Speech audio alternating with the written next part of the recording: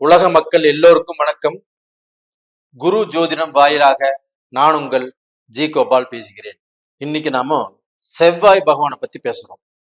இந்த செவ்வாய் பகவான் ஆப்பட்டது மீன ராசியிலிருந்து பெயர்ச்சியாகி மேசத்துக்கு வர்றாங்க. இந்த மேசத்துக்கு வரக்கூடிய இந்த செவ்வாய் பகவானால் மிதுன ராசிக்காரங்களுக்கு எப்படி இருக்கும்? அப்ப மிதுன ராசிக்கு இந்த செவ்வாய் பகவானுடைய பெயர்ச்சியை பத்தி நம்ம பார்க்க போறோம். அப்ப செவ்வாய் பகவானுங்கிறது ஒரு ரத்த சம்பந்தமான கிரகம், ஒரு பூமிகாரகன், ஒரு சகோதரகாரகன், அதுபோக பெண்களுக்கு கணவரை குறிக்கக்கூடிய கிரகம்.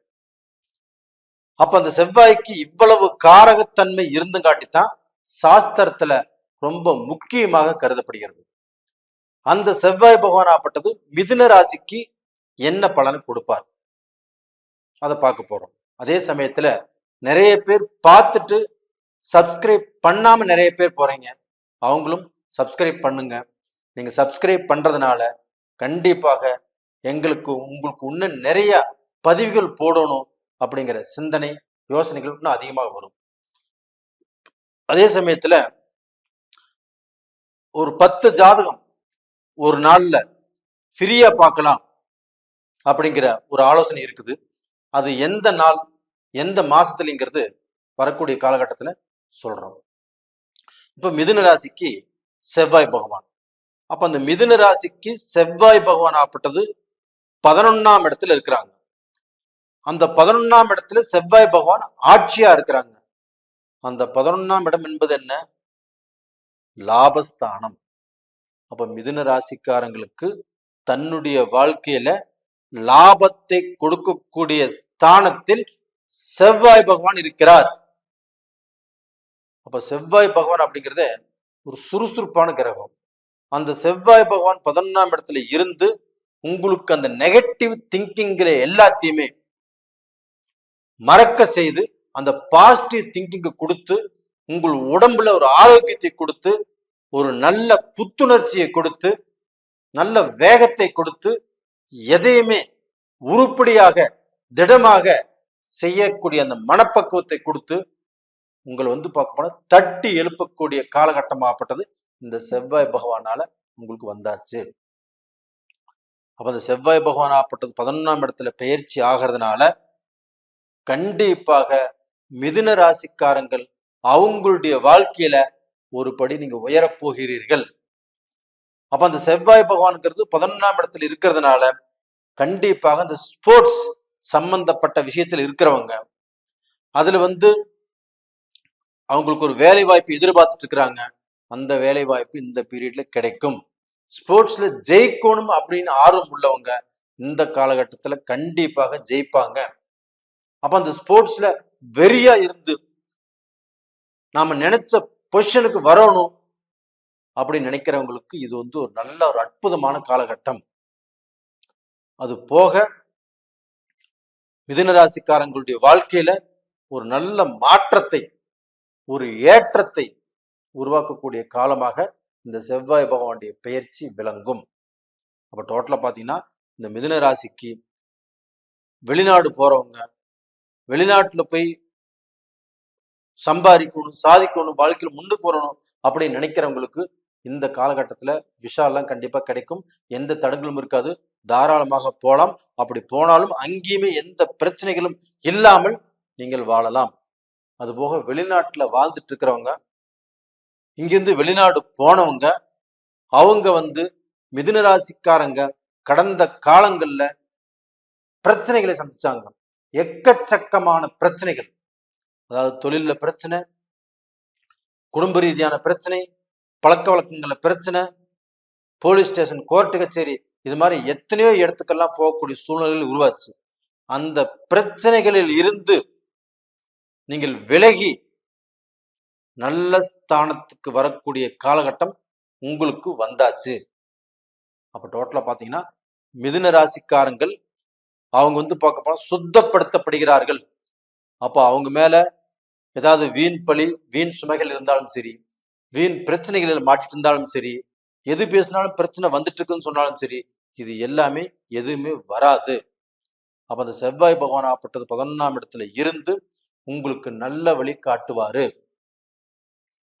அப்ப அது போக அதே செவ்வாய் பகவான் ஆப்பட்டது 4ஆம் பார்வையாக உங்களுடைய ராசிக்கு 2ஆம் இடத்தை பார்க்கிறார். அந்த 2ஆம் இடம் என்பது தனஸ்தானம், வாக்கு சம்பந்தப்பட்ட ஸ்தானம், அதுபோக உங்களுடைய வாழ்க்கை ஸ்தானம்.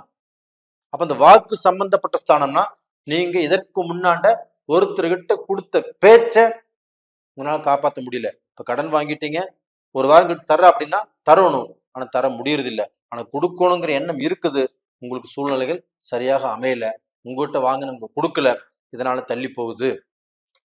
ஒரு இடத்துக்கு போறோம்னு சொன்னா போக முடியறது இல்லை. அதற்கு காரணமாகப்பட்டது நம்ம அனுபவித்து வந்த கஷ்டங்கள்.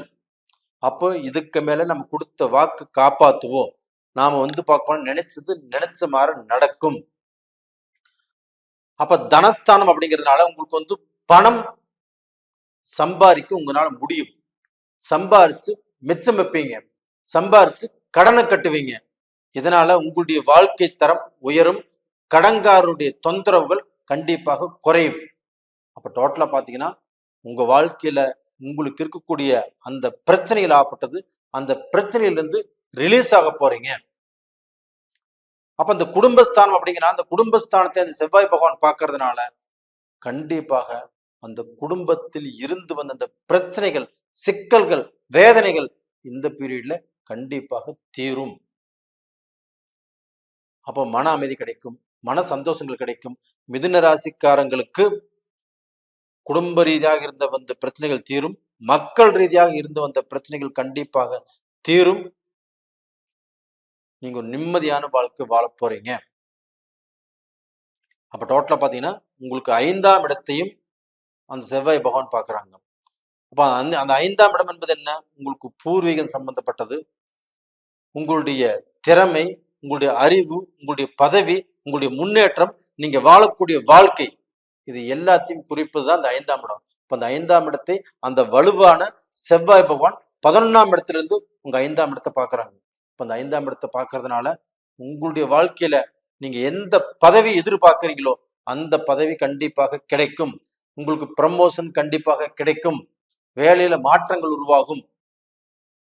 அது போக தொழில் நல்ல திருப்தியா இருக்கும், அது போக நல்ல முன்னேற்றங்கள் கிடைக்கும். உங்களை பார்க்க போனா வெளியில உள்ளவங்க உங்களை புகழ்ந்து பேசுவாங்க. உங்களுக்கு பார்க்க போனா இப்ப நீங்க வேலை செய்யக்கூடிய இடத்துல கௌரவ பட்டம் கிடைக்கும், டாக்டரேட் பட்டம் கிடைக்கலாம். இது மாதிரி பார்க்க போனா அடுத்தவர்களால் புகழ்ந்து பேசப்பட்டு நீங்கள் நல்ல பொசிஷனுக்கு வரக்கூடிய வாய்ப்புகள் இருக்கும். எலெக்ஷனுக்கு கூட நீங்க வரலாம். அது போக பாத்தீங்கன்னா இந்த அரசியல்ல ஒரு நல்ல மாற்றங்கள் கிடைக்கும், நல்ல பதவி உயர்வு கிடைக்கும்.